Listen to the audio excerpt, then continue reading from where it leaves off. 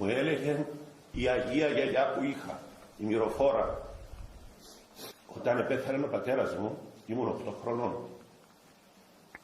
Στην κηδεία του πατέρα μου, θυμούμαι, με κρατούσε η γιαγιά μου από το χέρι. Επέρναμε τον νεκρό πατέρα στο νεκροταφείο να το θάψουμε.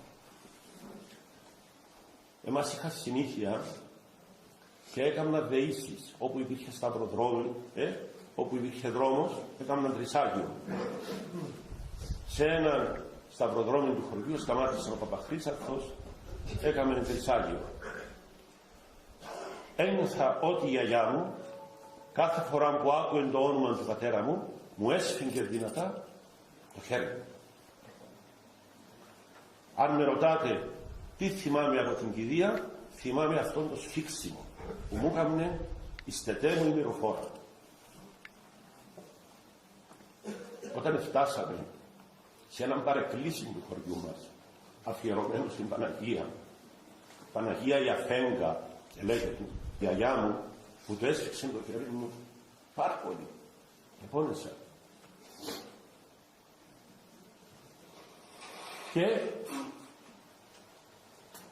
Και πήγαμε, κάναμε την κηδεία.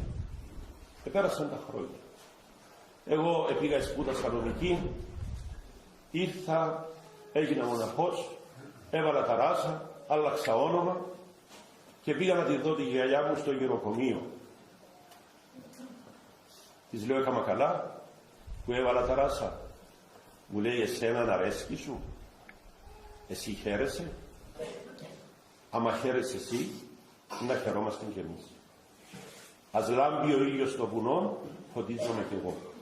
Έτσι μου είπε. Αλλά να λάμπεις, μου λέει, όχι να μας προσβάλλεις. Της λέω, γιαγιά, θέλω να σε ρωτήσω κάτι. Όταν ήμουν 8 χρονών και πηγαίναμε να θάψουμε τον πατέρα μου, με κράτας με εσύ, αθυμάσαι, καλό να την, αθυμού. Γιατί έσυγγε στο χέρι μου κάθε φορά που σταματούσε ο παπάς να κάνει μια δέηση? Τι μου είπε? Εδίκαζα τον Θεό και του έλεγα, με άφησες σε μένα χείρα στα 34 μου, άφησες τώρα και την κόρη μου και άφησες και αυτόν εδώ των μικρών ορφανών. Ποιος θα τον αναλάβει αυτό? Ποιος θα τον μεγαλώσει? Η κόρη μου δεν μπορεί, δεν έχει δυνάμεις. Έκαμα, μου λέγε μου, αυτή την αμαρτία και δίκαζα το Θεό. Της λέω, εκεί στην Παναγία τι συνέβη?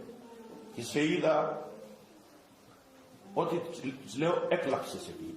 Α, μου λέει, εκεί εδίκασε με μένα η Παναγία.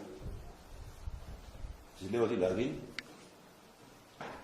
όταν είπα και εκεί το ίδιο, γιατί Θεέ μου τον άφησες και αυτόν τώρα ορφανών, 8 χρονών, ποιος θα τον αναγιώσει?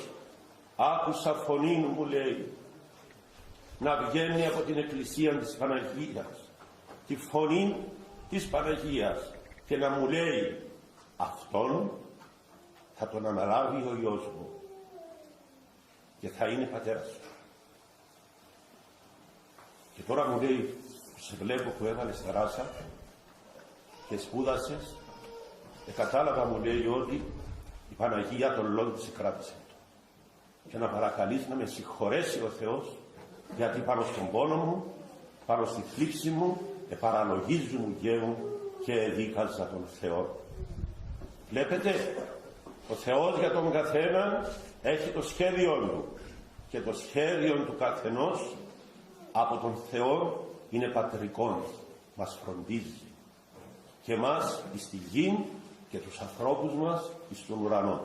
Και αν οι άνθρωποι μας έφυγαν ξαφνικά και άφησαν κάποιες εκκρεμότητες στη ψυχή τους, να τους βοηθήσουμε εμείς με τις λειτουργίες μας, με τις ελεημοσύνες μας, με τον καλό μας λόγο.